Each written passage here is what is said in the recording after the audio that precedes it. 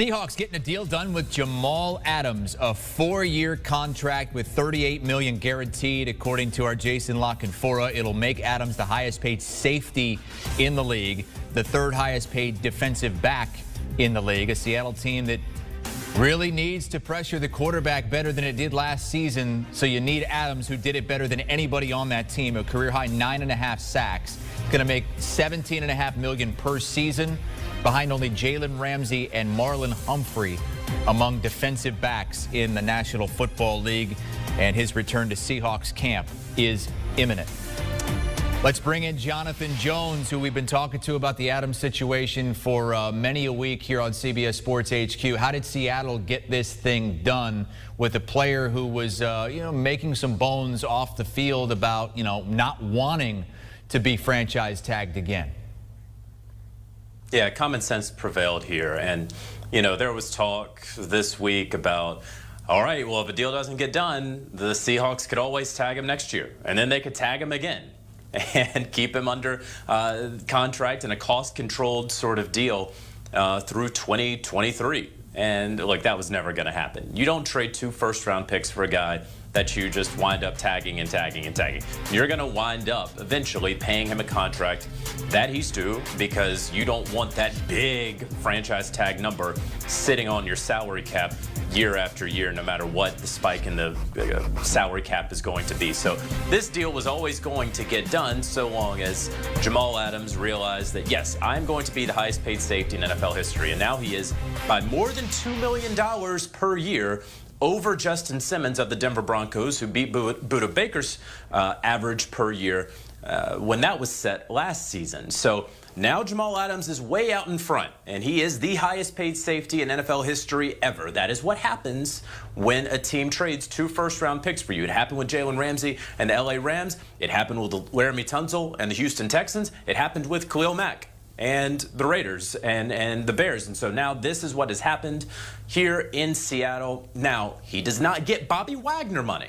And that's one point that if we never really found out what exactly Jamal Adams' contract demands were, and we still don't know the exact structure of this deal. So those are 2 things that we need to hold out for. But Bobby Wagner, if you're talking about average annual salary, he's at $18 million per year. Now Jamal Adams is at 17.5. So just a shade under Bobby Wagner, not paid like a linebacker, even though he does a whole lot of things like a linebacker. He is certainly one of the best hybrid safety linebackers in the game today, and just got paid as such. But is he the best middle linebacker in the NFL? And should he be paid more than that if it's Bobby Wagner? The Seattle Seahawks said no there. Again, very interested to find out what the contract structure is, but no doubt a huge win for Jamal Adams and his representation, as well as the Seattle Seahawks having traded 2 first-round picks for him. Now they can plan for their future, having one of the key cogs of their defense, a guy that they spent so much on, now under contract for the next 4 seasons. So win for both sides here, JJ. What kind of concessions? I know we don't know everything at this point, and I know you want to be able to dig into the details once we do see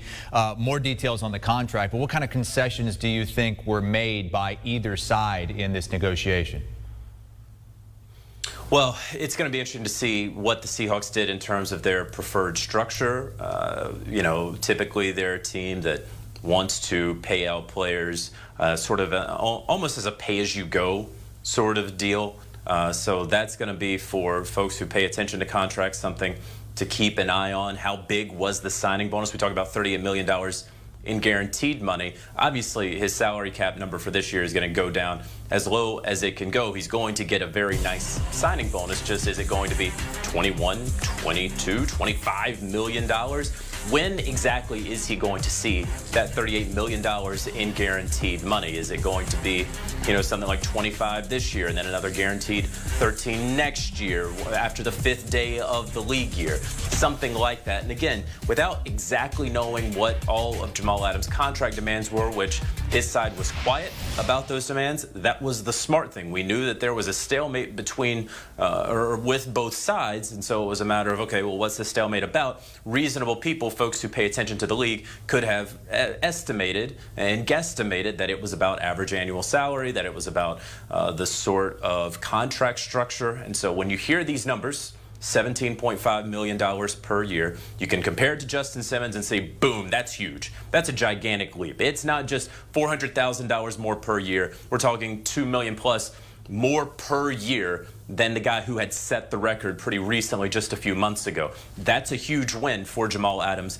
and his representation. That's something they can hang their hat on and try to recruit new clients as they move forward. For the Seattle Seahawks, though, you can't just completely tank what you're trying to do in terms of team building out there by just making him the highest paid safety. You have to do it in a way that you can still build this team in an efficient way, obviously around Russell Wilson, continue in Bobby Wagner's prime, make deft trades like they did with Quandre Diggs, for example. Recently, they have Trey Flowers, Akil Witherspoon they picked up in free agency, both there at the cornerback position. So they feel good. They have to feel good about the back end of their secondary and of their defense. It's just about, Chris, you mentioned at the beginning, getting more pass rush. They love that Jamal Adams can rush the passer better than any safety has ever done in NFL history, according to his sack numbers. They absolutely love that. It's just that year in, year out, you really don't want your safety to be your best sack artist. You'd love it if you could get it on the edge. That's what they're hoping to find this season. Two huge stories in the offseason for Seattle. They negotiated both of those roadblocks. They got past the Russell Wilson rift and the potential trade rumors that were out there, and now Jamal Adams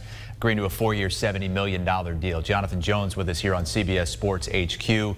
Third highest paid defensive back and now the highest paid safety in the National Football League for a Seahawks team that's 25-1 to win it all and behind two of their division rivals in the odds. The Rams and 49ers. Two favorites in the division and favorites in the NFC, both 14-1. And the Arizona Cardinals aren't too shabby either, with Kyler Murray and company barely missing out on the playoffs last season. And what a division it is in the NFC West, the best in football. Do you want a sports network that delivers everything that matters about the game? The highlights, the picks, the instant analysis, no yelling, no fake debates, no politics. Hit the subscribe button and never miss a moment.